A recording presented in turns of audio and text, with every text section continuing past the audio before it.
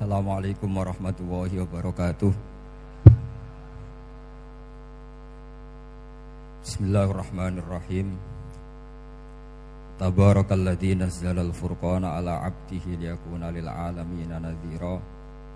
Allahumma shalli wa sallim ala sayyidina Maulana Muhammadin wa ala alihi washabbihi asma'in amma ba'du.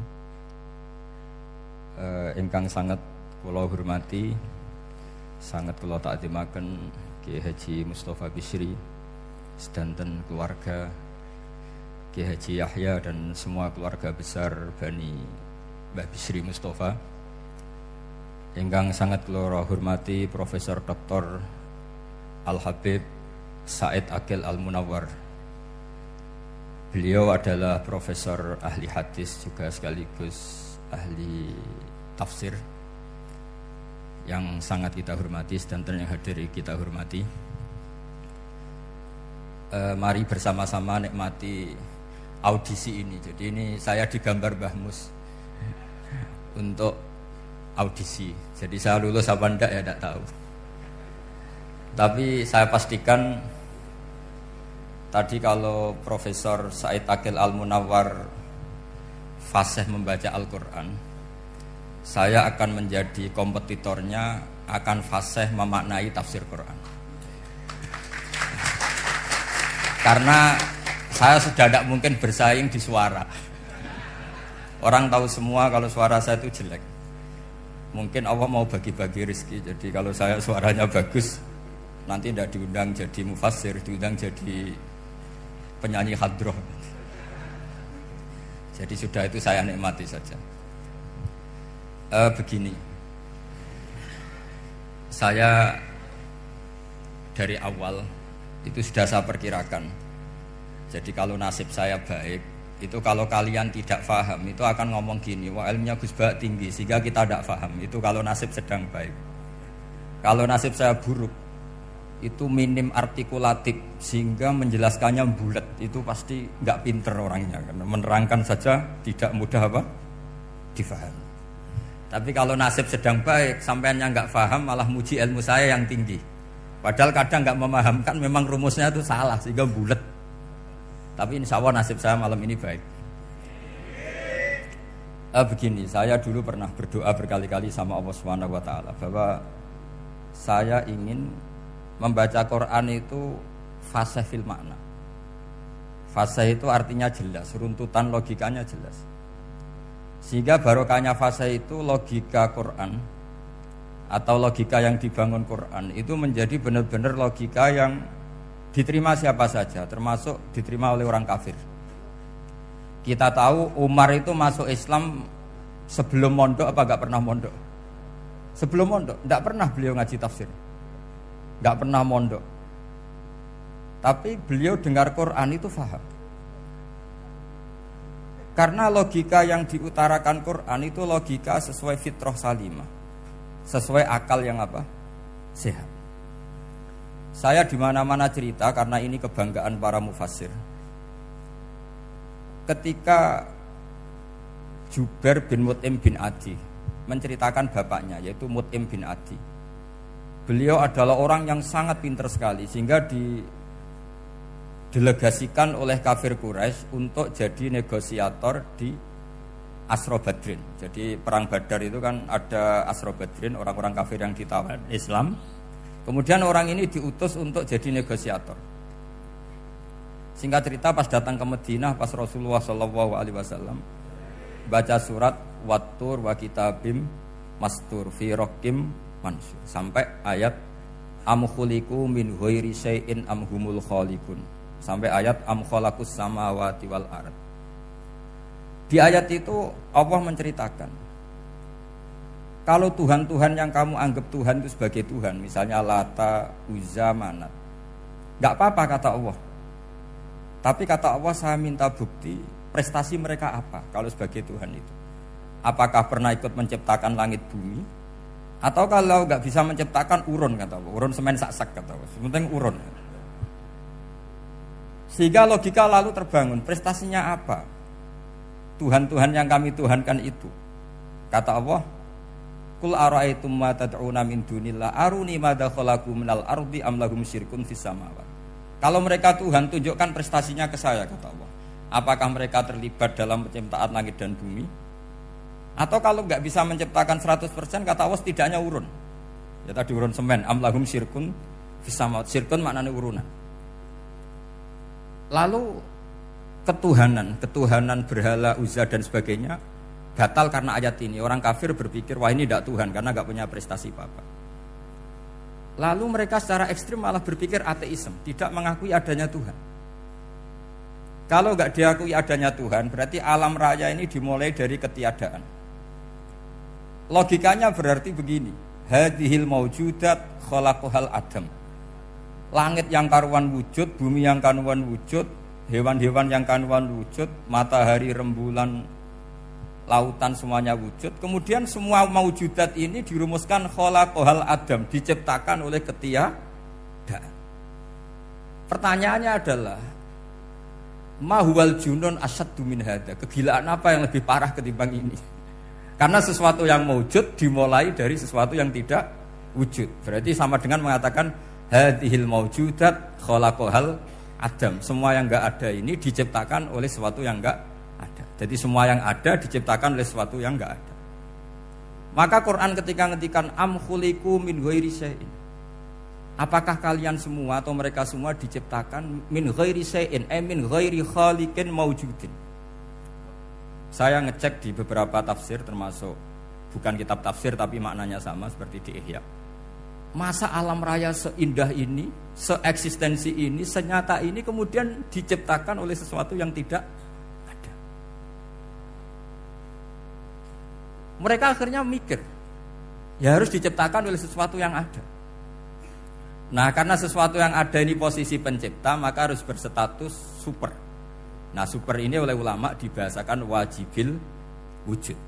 Maka zat yang menciptakan ini namanya zat sing wajibil wujud. Lalu wajibil wujud ini oleh Islam disebut Allah Subhanahu wa ta'ala. Kayak apa fasihnya Quran bikin logika? Atau orang yang jadi Tuhan itu yang mengklaim sebagai Tuhan? Itu juga mungkin, yang penting mewujud. Siapa itu? Fir'aun. Fir'aun itu mengaku sebagai Tuhan. Dia sudah sah dari segi dia wujud. Namanya orang wujud punya eksistensi, mungkin berkreasi. Saya ulang lagi, namanya orang wujud punya eksistensi, tentu mungkin berkreasi.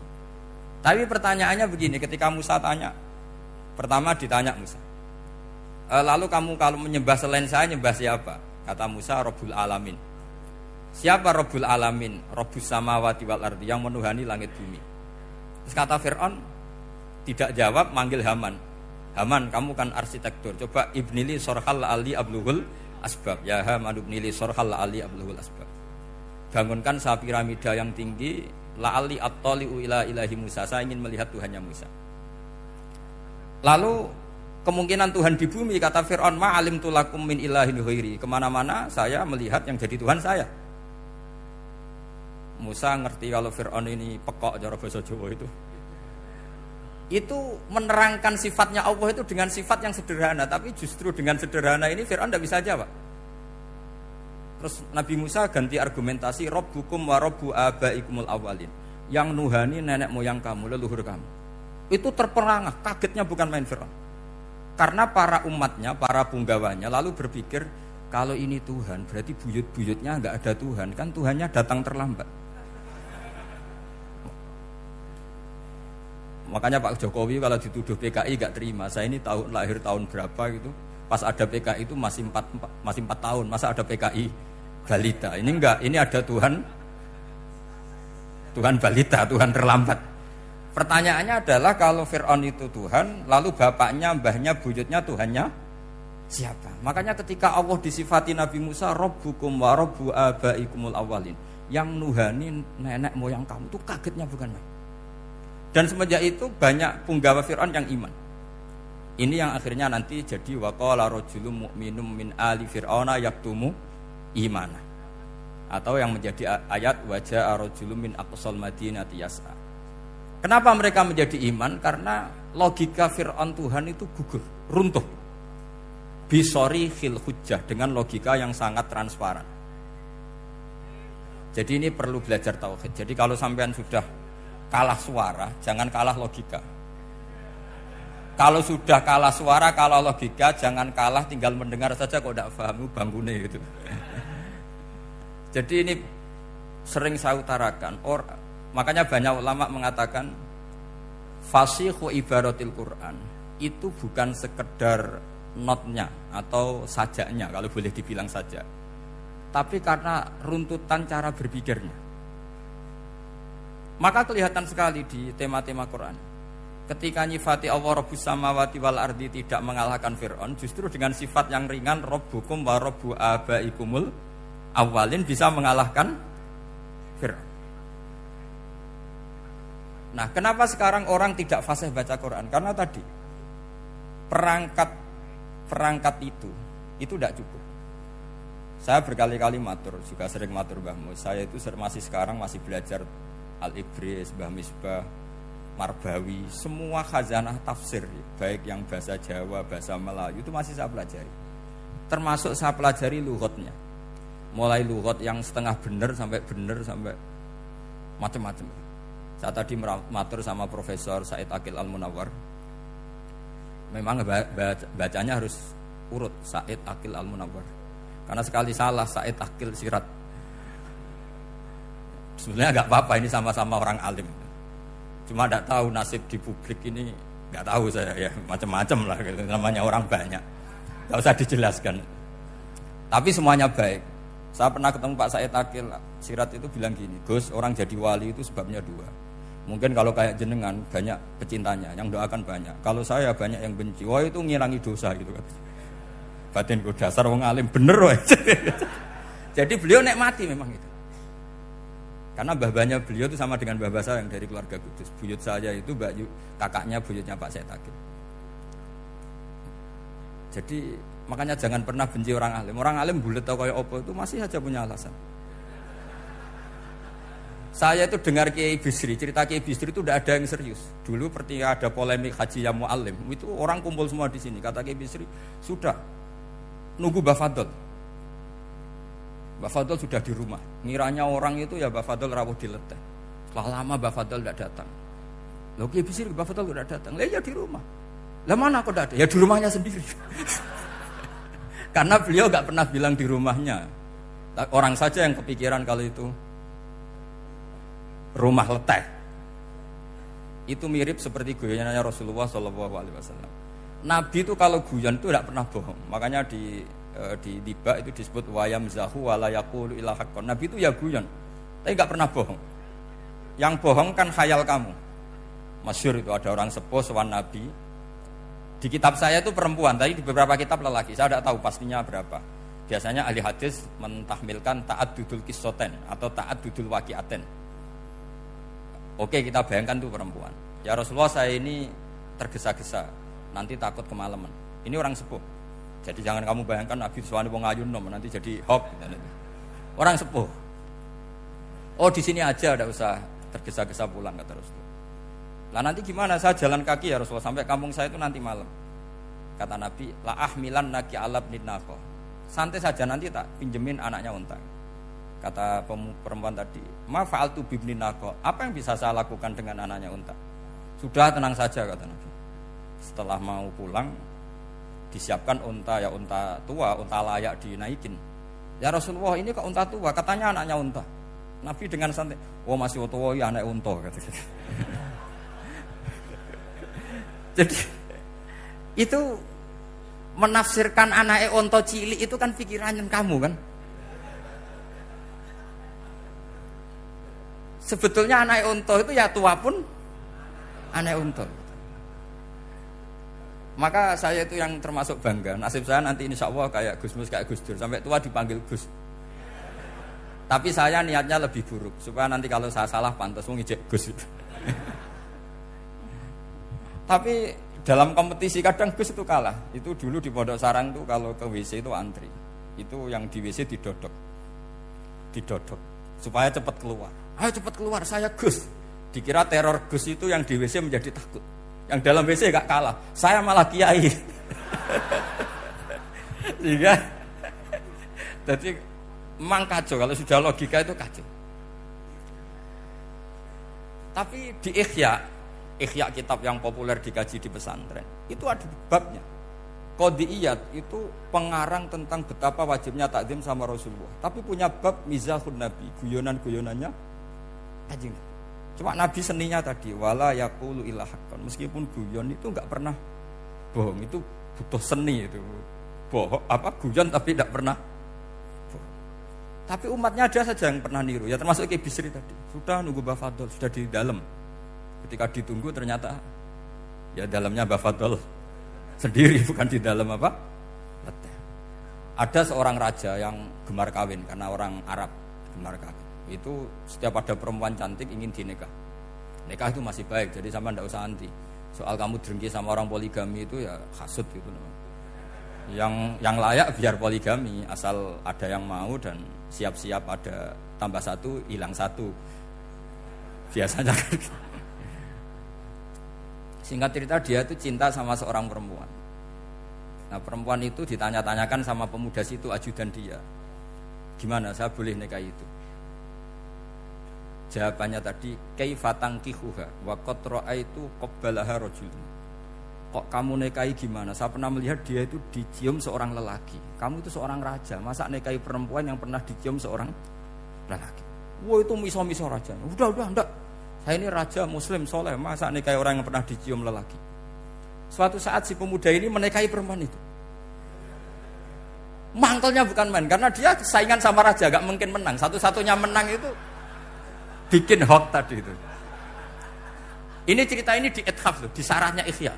Kamu kira ini di cerita Alfu Yaumin wa Lailatinnya Abu Nawas, enggak, ini cerita di Ithaf. Kitab yang sangat sakral karena sarahnya apa? Ihya. Setelah nikah, maki-maki raja. Orang tidak punya harga diri, perempuan pernah dicium orang kok dinikahi. Tadri mandalikar rojul, kamu tahu siapa lelaki itu? Huwa abuha, yaitu bapaknya. Oh terajan wasem, enggak ngerti gitu. Jadi apa? Kiai-kiai dulu itu rileks. Sehingga saya datang ke sini ketika diminta sama Mbah Mus. Sebenarnya enggak diminta, diperintahkan. Karena pasti pakai agak-agak otoriter gitu. Karena di atas kita, jauh di atas kita. Mbah Mun guru saya aja manggil beliau Lek. Karena kita tahu Mbah Mus punya ibunya itu binti Khalil Harun. Mbah Khalil itu, saya punya manakibnya banyak tentang Mbah Khalil Harun. Jadi beliau itu adiknya Umar Harun. Mbah Umar Harun itu dulu alim-alimnya Kiai Sarang, setelah Mbah Ghazali itu Mbah Umar Harun. Termasuk Mbah Khalil Harun yang ngaji sama kakaknya Umar Harun. Setelah beliau alim alama, singkat cerita setelah menyelesaikan pendidikan, pindah ke Kasingan itu dibawain santri oleh kakaknya, namanya Umar Harun. Nah Mbah Harun itu punya istri namanya Mbah Sinto, itu saudaranya Mbah Ghazali. Makanya Mbah Mun manggil Mbah Mus itu Lek, karena Mbah Mun ke Mbah Ghazali itu Mbah Mun Nyai Mahmudah binti Ahmad. Ahmad ini bin Su'aib. Su'aib ini juga menantunya Mbah Ghazali. Terus Mbah Ghazali. Berarti Mbah Mun dari Mbah Ghazali generasi kelima. Kalau Mbah Mus kira-kira ya Mbah Mus, Nyai Bisri, Mbah Khalil. Nah Nyai Sinto ini sudah saudaranya apa? Mbah Ghazali. Berarti Mbah Mun dengan Gus Mus itu kalah satu tokoh di urutan nasab. Makanya manggil apa? Lek. Tapi Mbah Mus orang baik, tidak pernah manfaatkan itu. Yang sering manfaatkan Mbah Nawawi itu. Karena pernah sepuh itu, wah sembrono kalau sama saya itu. Saya di mana-mana itu digosipkan murid beliau. Ya saya ikhlas saja. Itu satu-satunya harga diri Mbah Nawawi, ya saya ikhlas. Saya ikhlasnya. Jadi karena memang saya manggil beliau juga memang pernah nyembah. Buyut saya kandung itu namanya Maimunah, itu mbaknya Mbah Dowi. Jadi saya ini juga Bani Lasem. Buyut saya kandung namanya Maimunah, istrinya Mbah Umar bin Arabi. Melahirkan mbah saya sampai ibu saya sampai saya. Saya teruskan. Jadi cobalah Quran itu dibaca secara fasih. Kalau ingin baca fasih caranya gimana? Kamu harus belajar balaghah, belajar lisanul Arab, belajar mantek, belajar logika. Kalau logika itu tidak sampai, cari muhalnya. Ini fatwanya Said Robdon Al-Buti, juga fatwanya semua ulama usul fikih. Saya ulang lagi ya, kalau logika kamu nggak paham, cari sisi muhalnya. Saya ulang lagi, cari sisi muhalnya. Misalnya kamu angan-angan tentang Allah nggak tok. Sedurunge Allah iku sapa? Misalnya kamu angan-angan gitu. Sama agama tentu itu dilarang, tapi orang filsafat tetap saja nyari itu. Lalu hentikan pencarian itu, yaitu tadi katakan saja hadhil maujudat yastakhilu ayyakhluqahal adam. Sesuatu yang maujud tentu enggak mungkin disebabkan oleh sesuatu yang tidak ada. Fa innal adama la yu'athiru aslan wala yakhluqu aslan. Namanya sesuatu yang enggak ada pasti tidak berstatus pencipta. Wong namanya saja enggak ada. Akhirnya la buddha min ayyasbiqu hadzal alam maujudun. Maka alam ini harus didahului sesuatu yang maujud. Lah maujud ini yang oleh Islam disebut Allah Subhanahu wa taala. Sudah selesai di sini. Tinggal delok TV, tinggal ngopi, turu sampai setannya setruk karena nunggu mau bikin was-was itu lagi. Loh saya itu termasuk kiai paling sering lihat sinetron. Kadang ya lihat Mak Lampir itu sering sekali. Sampai istri saya itu protes, Gus, dengan kata orang banyak orang alim kok senengane delok Mak Lampir. Karena setan mau menggoda saya tentang berpikir Allah. Jadi dia ngenteni. Kok malah mikir Mak Lampir gitu. Setelah lihat Mak Lampir biasanya saya itu lapar, terus makan. Habis makan tidur. Setannya masih nunggu mau was-was. Ternyata saya habis bangun ngopi lagi. Kadang lihat berita orang ditangkap KPK, macam-macam. Ini penting saya utarakan supaya setan itu tidak menang. Jadi ciri utama setan itu kata Rasulullah SAW, setan ini goda umatku, hadhil jibal khalaqaha Allah, hadhil ardo khalaqaha Allah, hadhil bihar khalaqaha Allah, faman khalaqaha Allah. Itu makanya banyak orang jurusan filsafat keblinger karena tanya Allah itu siapa. Kata Rasulullah, jika sampai ini maka kamu harus berhenti. Lu berhenti tanpa dialihkan ke yang lain kan susah. Tinggal aja lihat dulu sinetron. Ya paling gampang ya Mak Lampir, kan ada takut-takutnya sedikit gitu. Karena kalau lihat sinetron anak-anak milenial itu kalau ada artis cantik sampai nangis. Karena istri kamu tidak seperti itu. Jadi ini trik ya. Trik supaya melihat TV tapi tidak nyesal.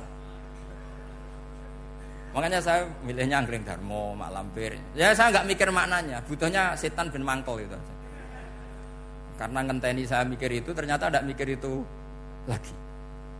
Jadi makom saya itu beda, sama-sama lihat sinetron. Mungkin saya jadi wali karena lihat sinetron. Mungkin ya. Makanya banyak wali itu gak bisa diduga. Banyak orang jadi wali itu justru karena makan, justru karena melakukan hal-hal yang cara orang banyak itu salah. Itu Abu Yazid Al-Bustami itu pernah tanya sama Allah. Kak Paman gak usah bayangkan caranya tanya gimana. Enggak wali ya enggak tok. Sudah enggak usah tanya itu. Tanya gini, ya Allah, orang sesregep saya dalam ibadah sedekat ini sama jenengan. Lalu saingan saya dekat jenengan masuk surga itu siapa? Sama Allah ditunjukkan orang yang tidur, itu tidur yang. Ya teman kamu yang tidur di kamar. Enggak terima Bu ya, ini gimana kok bisa setingkat saya orang yang tidak tidur gitu. Yang saya ibadah terus istighfar terus. Tapi jawabannya Allah nih. Kowe ibadah terus iku mergo wedi aku. Dadi kan nganggep aku iku rodok-rodok jahat gitu. Iki turu mergo yakin aku apian, mengane ditinggal turu. Jadi sampean jangan tiru makom saya ketika tidur. Itu punya kelas khusus. Tapi jangan tiru, ini cerita saja, sampean ndak harus niru. Karena sampean kalau niru itu harus ada Abu Yazidnya. Abu Yazid sudah enggak ada. Tapi itu ilmu. Ilmu yang cocok ndak cocok harus kita kaji.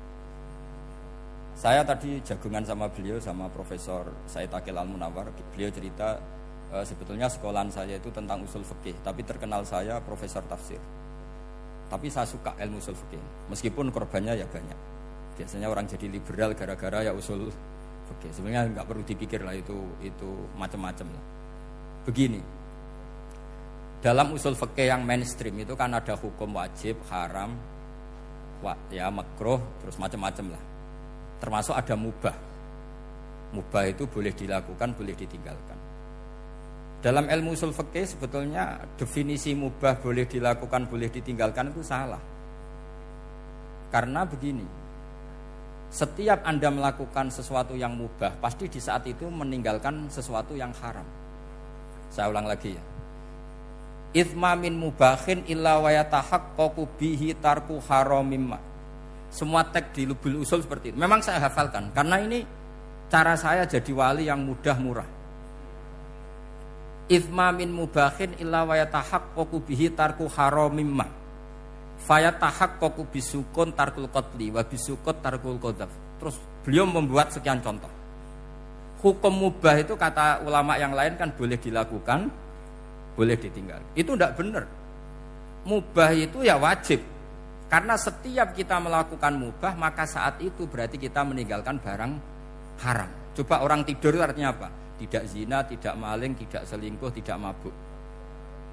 Sampean di pondok nikmati jagongan, rokokan, ngopi. Artinya nikmati rokok, nikmati kopi. Tidak menikmati tontonan di bar. Makanya kita berharap malaikat itu belajar usul fikih sehingga ketika kita rokok di pondok dilihat hada taroka melihat bar, wahada taroka melihat dangdutan, wahada. Jangan sampai malaikat bilang gini, dasar kere rakra delok. Itu repot kalau sampai begitu. Nah, kalau mubah itu artinya tarkul haram. Tarkul haram itu wajib apa sunat? Wajib kan? Berarti setiap orang melakukan mubah hakikatnya melakukan wajib dan itu artinya dapat pahala. Salah sampean ngajine ra khatam, dadi nglakoni mubah ku mengira tetep mubah. Maka berbahagialah orang yang ngajinya khatam. Makanya setahu saya kiai-kiai Mbah Mun ya sering guyon. Setahu saya Mbah Mun kalau ketemu Mbah Mus ya guyon terus.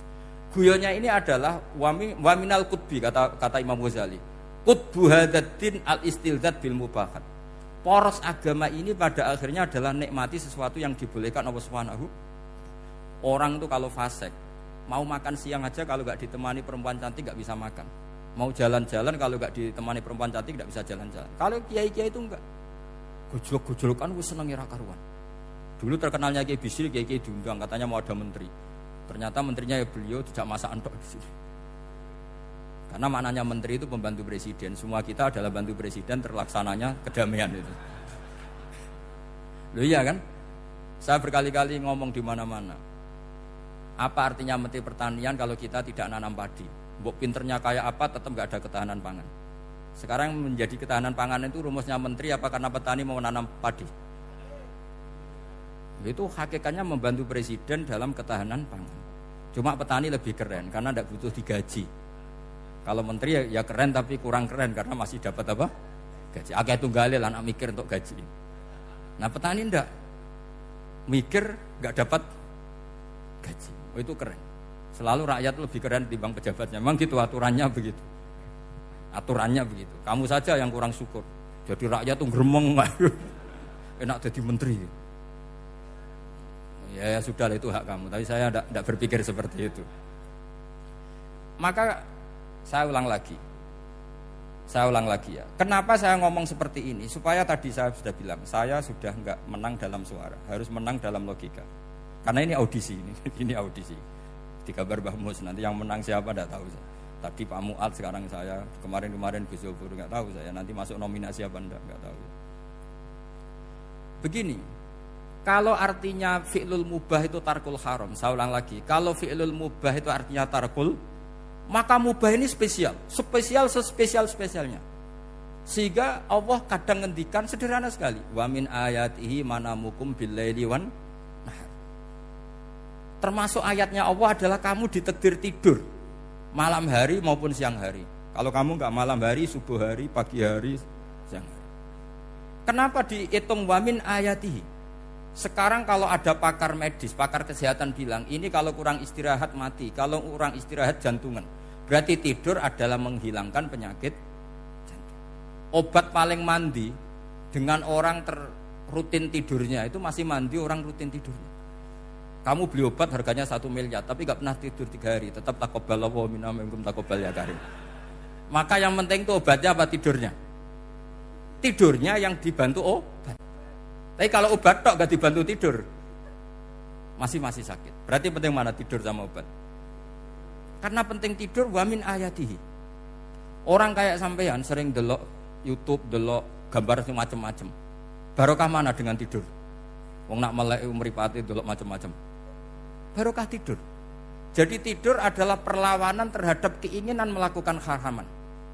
Ya, saya ulang lagi, tidur itu adalah perlawanan terhadap keinginan melakukan keharaman. Jadi kalau mau tidur nyati gini, ya Allah, siap tidak berangan-angan tentang maksiat, terus tidur. Oh itu wa min ayatihi.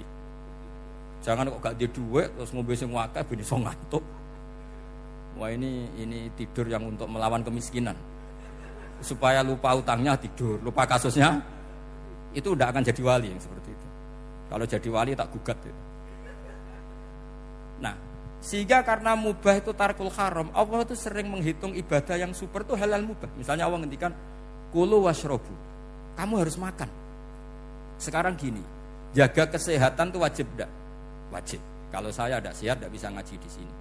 Apalagi Mbah Mus kalau nggak sehat ditunggu orang se-Indonesia fatwanya. Dan di antara cara sehat kamu harus makan. Kalau nggak makan sakit. Lalu makan dengan posisi menyehatkan orang yang bisa fatwa, bisa mulang, bisa macam-macam. Posisi ini super apa tidak super? Super. Maka Allah kadang sederhana ngendikan ibadah itu kulu wasrobu cung kowe yo mangan yo. Tapi ayat ini menjadi tidak hebat kalau dibaca orang tidak pernah ngaji usul fikih. Pangeran piye to? Trimo ngongkon mangan kowe dikongkokno kulu. Wis ora usah ngono ya wis mangan. Rusak Quran kena makna niku rusak. Kamu tahu superiornya ayat kulu wasrobu kalau belajar fa inna fi'lal mubah berarti tarkul haram karena saat melakukan mubah artinya tarkul haram. Dan tarkul haram itu penting. Sekarang gini, merusak diri sendiri haram apa enggak? Haram. Untuk supaya tidak rusak kamu harus makan. Berarti makan wajib apa sunat? Wajib. Lho sing haram itu kalau tulung piring dintekno. Nah, dengan cara pemaknaan seperti ini, Quran akan superior. Bahkan di ayat-ayat yang kelihatannya sederhana, kulu washrobu, wala tusrifu. Ketika Nabi Musa dimenangkan mengalahkan Fir'aun, itu Allah firman pertama gitu, kamu harus makan mimma razaqnakum. Cuma syaratnya wala tadghaw fihi fayakhilla alaikum ghadab. Kalau kamu berlebihan nanti dapat ghadab saya. Nah khawatir saya kalau ilmu ini sudah hilang terus ayat-ayat yang biasa tentang kemanusiaan dikira biasa. Padahal ayat ini super. Misalnya nikah. Nikah itu oleh Allah, perempuan yang kita nikahin itu oleh Allah disebut surga. Saya punya bukti. Misalnya gini ayatnya, wala tangkihul musyrikati hatta yu'min wala amatum mu'minatun khairum min musyrikati walau a'jabatkum. Terusannya ayat wala tungkihul musyrikina hatta yu'minu wala abdu mu'minun khairum min musyriki walau a'jabakum. Terusannya ayat tu ulaika yad'una ilan nar.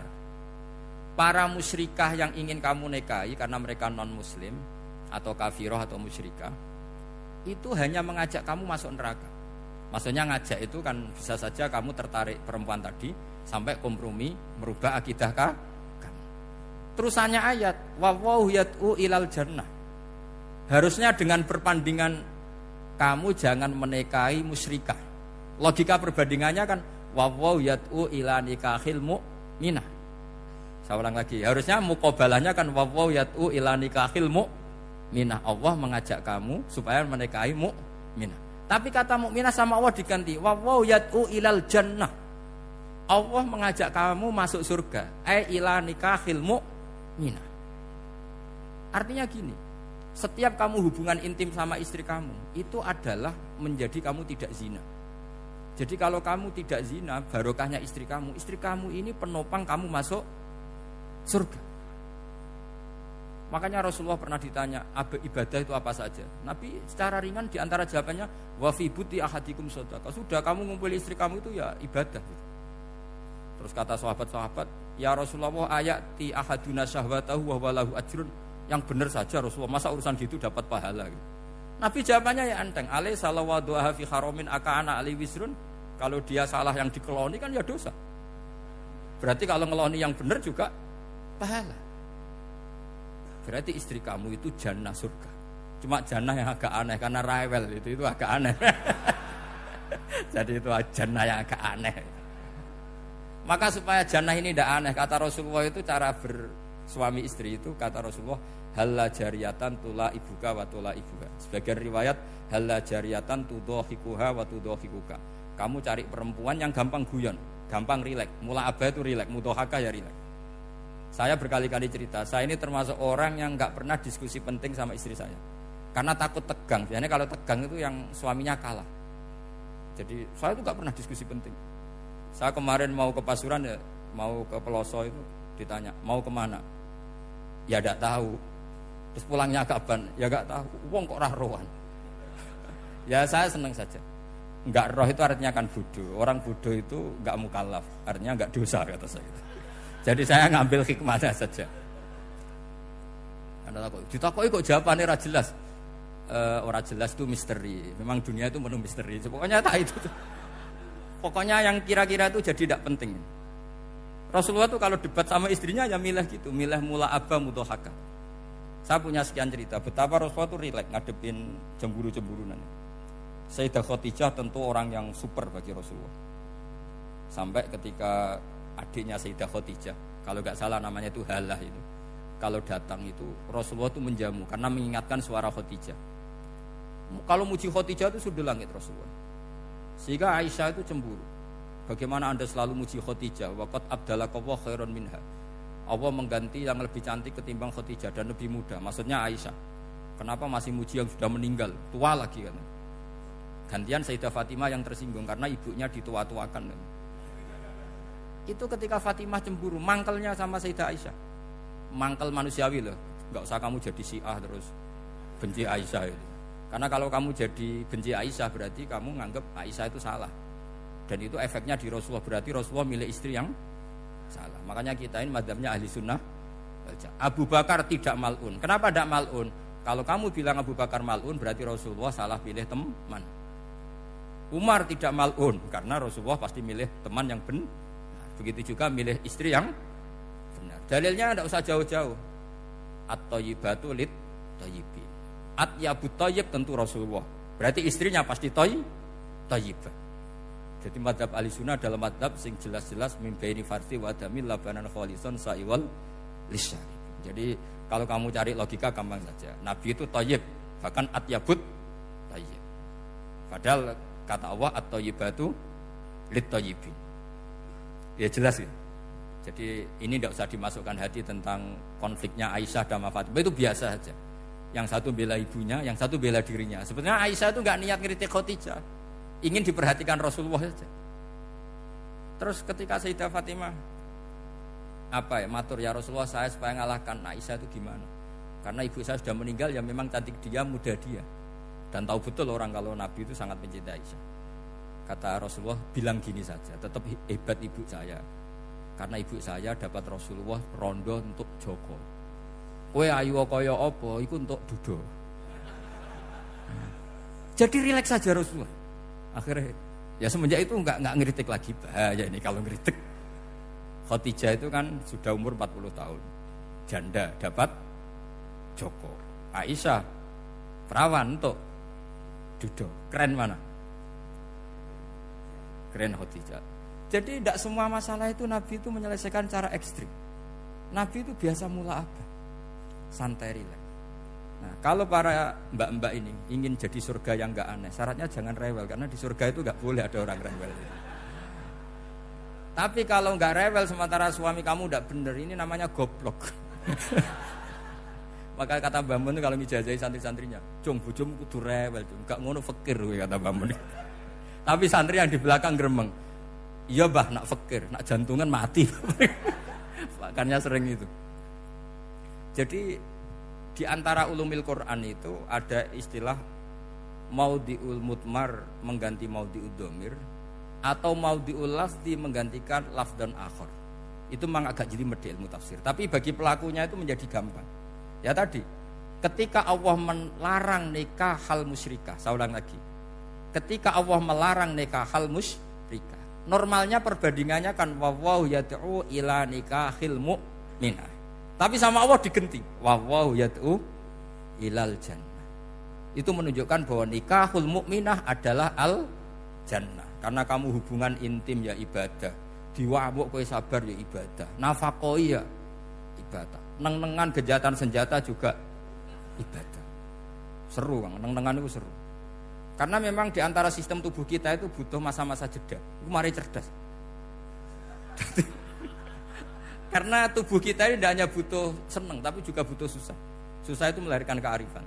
Jajal bojomu tahu minggat, mesti kearifan kamu meningkat. Jadi minggat itu ya penting. Nikmati saja. Loh, ini saya nggak ngajari keburukan. Memang seperti itu. Nah, saya berharap ilmu usul fikih ini tidak boleh hilang. Karena dengan ilmu usul fikih kita tahu mubah adalah tarkul haram dan tarkul haram adalah wajib. Maka Allah sering sekali membicarakan sesuatu yang mubah itu superior. Kayak tadi wa min ayatihi manamukum billaili wan nahar. Termasuk ayatnya Allah adalah kamu itu tidur. Cara berpikir tadi, kalau saya tidak tidur sakit, kalau sakit habis biaya banyak. Sementara tidur hanya butuh seperti ini. Betapa baiknya Allah dengan tidur bisa menjaga kesehatan yang kalau tidak dijaga berbiaya tinggi. Berarti hadan naumul ibadah. Terus ulama bilang tidur itu ibadah kalau niatnya litaqawi alal ibadah. Tapi nak wae blojo turu lah itu sing masalah. Tapi tentu ilmu itu ada pembanding. Sekarang ketika kamu tidur itu tarkul wajib apa tarkul haram lah itu masalahnya. Seringnya kamu itu tarkul wajib. Wae mulang turu. Wae ngantor wong kerja turu. Lah itu tarkul haram atau tarkul wajib? Tarkul wajib. Kalau tarkul wajib berarti status tidur kamu haram. Sudah pinter ini sudah maju ini sudah maju. Jadi saya belajar usul fikih lagi-lagi karena untuk menjadi mufassir itu harus menguasai balaghah, menguasai usul fikih, menguasai lisanul arabi. Nah, lisanul arabi yang sering saya contohkan berkali-kali. Saya punya kitab namanya Ar-Risalah. Orisinil karangannya Imam Syafi'i. Saya baca beberapa kali khatam. Juga saya beberapa kali bacakan santri. Itu kalau memaknai Quran secara lisanul arabi itu gampang sekali. Gampang sekali. Ketika Imam Syafi'i mengatakan kamu boleh tayamum ketika bepergian dan saat bepergian itu tidak menemukan air. Syaratnya kamu tolabul ma', cari-cari dulu. Ketika ditanya sama ashabus Syafi'i, kenapa harus cari-cari dulu? Jawabannya enteng. Li'anna Allah ta'ala yaqul falam tajidu ma'an wala yuqalu liman lam yatlub lam yajid. Karena Allah ngendikan kemudian kamu tidak menemukan air. Di mana-mana tidak menemukan setelah mencari. Kalau belum mencari namanya tidak tahu. Jadi dari kata falam tajidu ma'an kemudian kamu tidak menemukan. Tidak menemukan berarti apa? Setelah mencari. Sehingga beliau mensyaratkan dicari-cari dulu baru berkesimpulan tidak menemukan. Nah, setelah tidak menemukan kamu baru boleh tayang. Segampang itu ilmu usul fikih di depan Imam Syafi'i. Ulumul Quran dianalisis dengan usul fikih. Ketika ditanya, kenapa Anda mensyaratkan nikah itu pakai wali? Ayatnya apa? Kalau hadisnya jelas, la nikaha illa biwaliyin mursyidin. Ayatnya apa? Imam Syafi'i secara enteng baca ayat fala ta'duluhunna ayyankihna azwajahunna idza taradhu bainahum bil ma'ruf. Jika wanita yang kamu waleni, saya ulang lagi, jika perempuan yang kamu walikan, misalnya kamu punya anak yang umur 20 tahun ingin nikah sama seseorang. Sing seseorang ini layak. Ya misalnya kiai ya apal alfiyah. Tadi kata Mbah Mus itu muridnya Mbah Khalil itu alfiyah diwolak-walik apal. Saking seringnya belajar alfiyah kata beliau sampai santri apal alfiyah wolak-walik tapi ora roh carane jamak kosor. Karena dulu pondoknya mau pondok nahwu. Jadi kayak di ngelirap itu. Tonggone nganti apal fa'ala yaf'ulu fa'lan. Cinone weh apal saking bedino itu pujiane ra selawatan fa'ala yaf'ulu fa'lan wa ma fa'lan wa fa'ilun. Jadi pondok ya macam-macam. Itu saya tadi sampai mana itu? Tentang apa? Wali nikah tadi. Di bab fikih, saya ulang lagi di bab fikih. Itu kata Allah, jika perempuan yang kamu walikan itu ingin nikah, fala ta'duluhunna, jangan kamu larang. Kata Imam Syafi'i, kalau seorang wali tidak punya hak mewalikan, maka larangan jangan menghalangi itu tidak ada gunanya. Misalnya gini, Zaid itu tidak punya utang saya ulang lagi, Zaid tidak punya utang saya. Memang ini ilmu logika, Zaid tidak punya utang saya. Terus sampean bilang ke saya gini, Gus Bah, Zaid ojo tageh. Itu omongannya wong aneh apa enggak? Aneh kan? Tapi kalau Zaid punya utang saya 1 juta, terus kamu menasihati saya, Gus Zaid ojo tageh, benar apa enggak?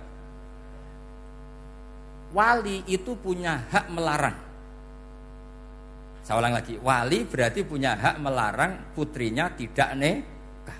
Sehingga diperintahkan Allah, kamu jangan pernah melarang. Berarti punya hak melarang. Kayak tadi, Gus ojo tageh, berarti aku dia hak nageh. Misalnya otoritas bandara ATR, pesawat Boeing sekian-sekian Lion bolehkan landing di sini. Karena operatornya punya hak melarang. Juga punya hak mengizinkan. Tapi kalau orang lain kamu bilangin, pesawat Lion nggak boleh landing di Semarang. Orang lain yang nggak terkait dengan otoritas itu. Aneh nggak omongan itu? Aneh. Kalau wali dilarang menghalangi perempuan ingin nikah harus memberi izin maksudnya. Maka berarti wali punya hak menikahkan. Paham yang saya maksud itu? Makanya Imam Syafi'i mensyaratkan seorang perempuan yang nikah harus pakai wali. Jadi segampang itu. Kitab Ar-Risalah menerangkan ulumul Quran. Dan dalam banyak hal ulama dulu tuh, makanya saya tadi berjanji karena Quran itu bisa kamu baca fasih, kamu dengerin suara enak ya enak, kamu dengerin logika yang enak ya enak. Jangan sampai kamu udah dua-duanya. Suaranya sudah tidak enak, logikanya tidak enak, itu kacau namanya. Ketika Imam Syafi'i ditanya, bagaimana hukumnya uzubah? Uzubah itu gak nikah. Padahal ada hadis waman rohiba an sunnati falesa. Kata Imam Syafi'i ya gak apa-apa. Kenapa?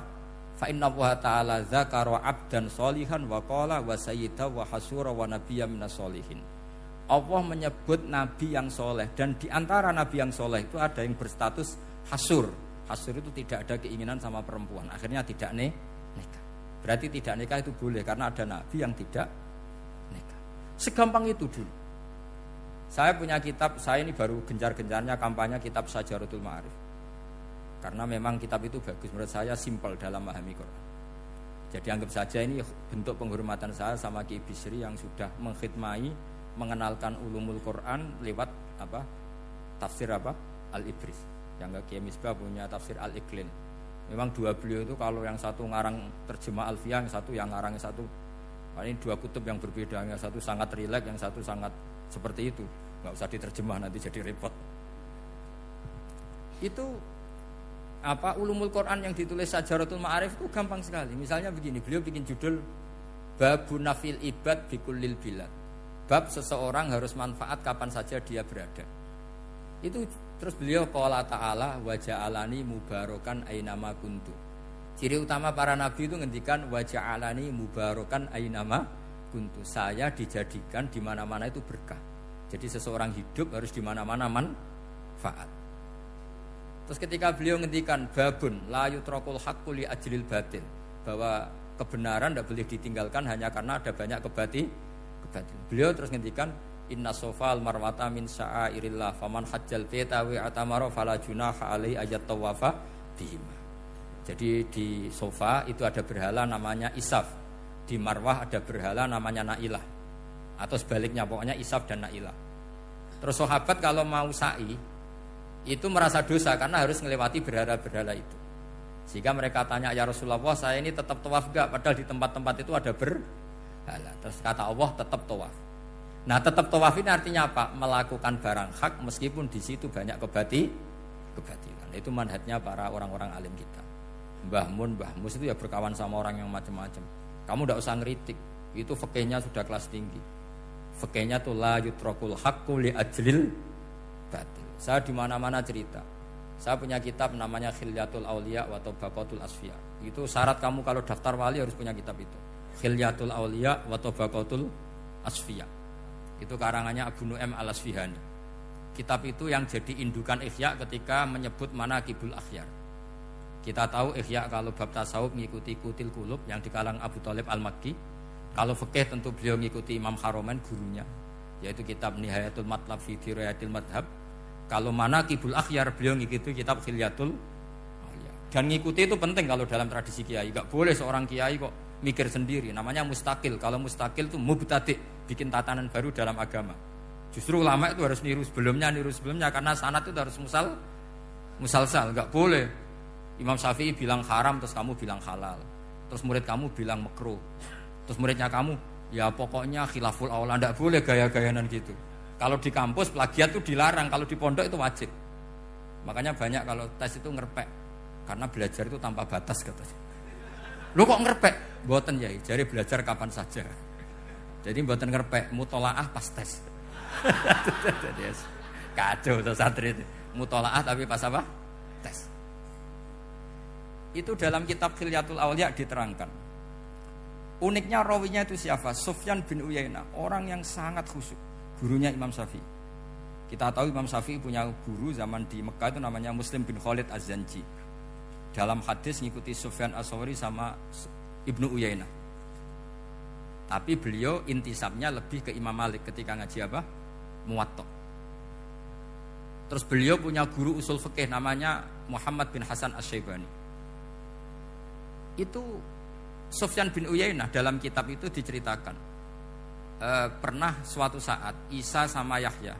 Ini supaya saya tahu fikihnya Mbah Mun, fikihnya Mbah Mus. Isa sama Yahya itu satu nabi yang sama-sama muda, yang satu angkatan. Saya berkali-kali cerita, nabi yang satu angkatan itu ada 3. Tapi yang 2 ini enggak level, yaitu Ibrahim dan Lot. Tapi enggak level karena Lot itu adalah pernah keponakan siapa? Ibrahim. Musa dan Harun, tapi Harun itu enggak levelnya Musa karena dia jadi nabi berdasar proposal Nabi Musa. Jadi Nabi Musa itu alsak, agak pelak. Sehingga beliau kalau menjelaskan kesulitan terus pakai jubir. Makanya kemarin-kemarin itu ada wali yang kalau ngomong pakai apa? Jubir. Akhirnya Nabi Musa ngendikan apa? Waj'alli waziram min ahli Haruna akhi usdud bihi azri wa asyrikhu fi amri. Ya Allah, saya ini lisannya agak pati fasih. Tolong Harun sing huwa afsahu minni lisanan. Yang lisannya lebih fasih tolong jadikan nabi. Sama Allah dituruti, Harun jadi apa? Nabi. Tapi yang dapat wahyu Musa, jadi dia hanya jubir. Makanya seangkatan tapi tidak level.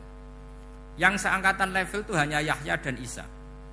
Nabi Isa kita tahu berstatus wa yukallimun nasa fil mahdi wa kahla. Jadi mulai kecil sudah pinter.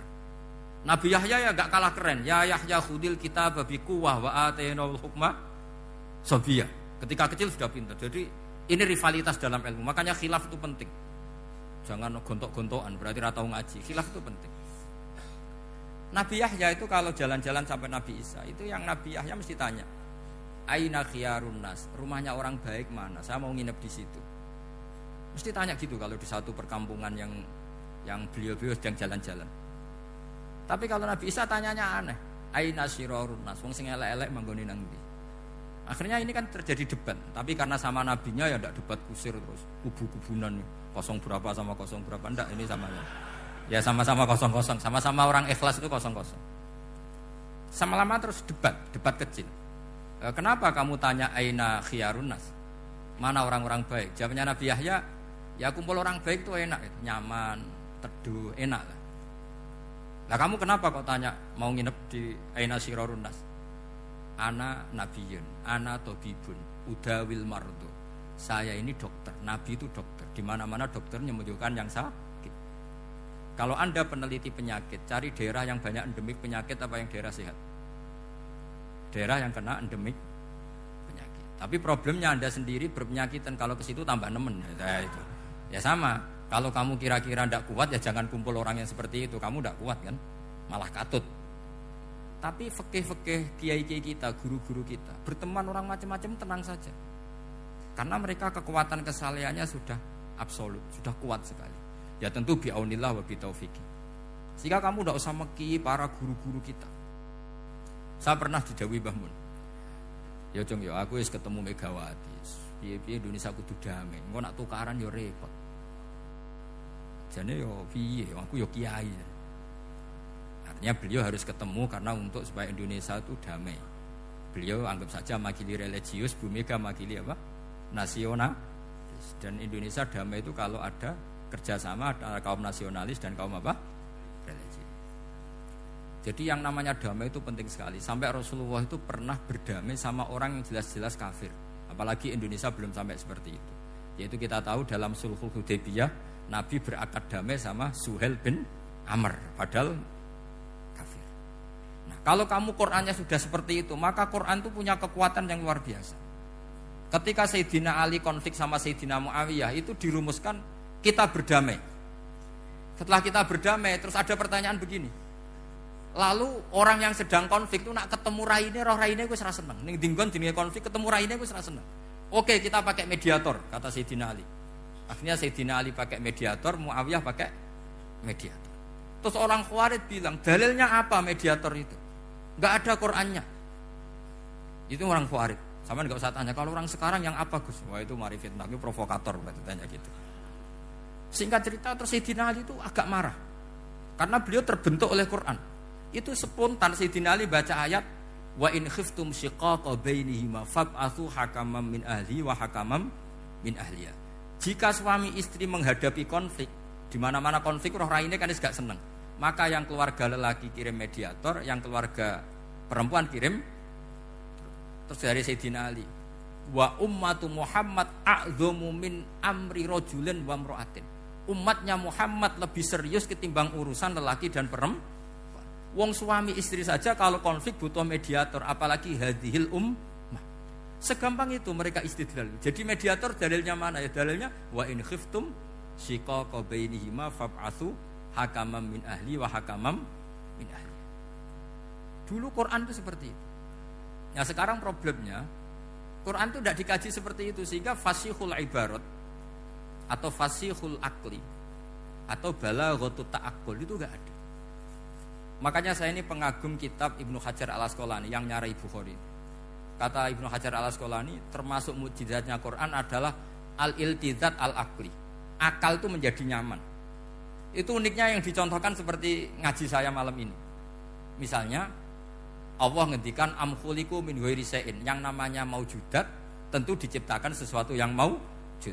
Karena akal akan tersiksa ketika dicekoki gini, hadhil maujudat khalaqahal adam. Tersiksa enggak akal kamu sebagai orang waras dicekoki pikiran hadhil maujudat khalaqahal adam. Ini maujudat disebabkan oleh ketiadaan. Mesti kowe ra iso turu. Barang rono kok iso gawe iku piye? Nah ini yang dimaksud dalam ilmu tasawuf ala bi dzikrillah tatmainnul qulub. Jadi cara tenangnya hati itu macam-macam. Nak wong toreko wis wong kon wiridan. Nak kaya kula rada ahli akal, wis meneng. Alhamdulillah di pangeran sing wujud. Berarti hadil maujudat khalaqahal maujud. Berhubung maujud ini pencipta berstatus super. Super itu dalam agama disebut wajibul wujud atau musabbibul asbab atau kausa primamboh lah sauni-uni. Sing penting iku ora hadil maujudat khalaqahal ada. Makanya kata beliau Nabi itu bukan sekedar jamal suratan, ganteng secara perawakan, secara fisik enggak, tapi juga Nabi punya jamalul akal. Akalnya itu nyaman. Yaitu kita disuruh iman dengan sesuatu yang memang kita nyaman. Seperti kita disuruh iman bahwa alam ini diciptakan oleh Allah, oleh al-mawjud yang super. Kan terus nyaman. Coba kalau kamu diajarin Islam, alam ini yakini yang menciptakan adalah ketiadaan. Oh kamu kuliah sampai profesor sampai dokter pusing, ini ajaran apa? Sesuatu yang tidak ada menyebabkan sesuatu yang ada. Yaitu namanya termasuk ajaran ini indah karena ada al-iltizat al-akli. Kenyamanan apa? Berpikir karena terus nyaman. Ya saya kira demikian, ini audisinya selesai. Assalamualaikum warahmatullahi wabarakatuh.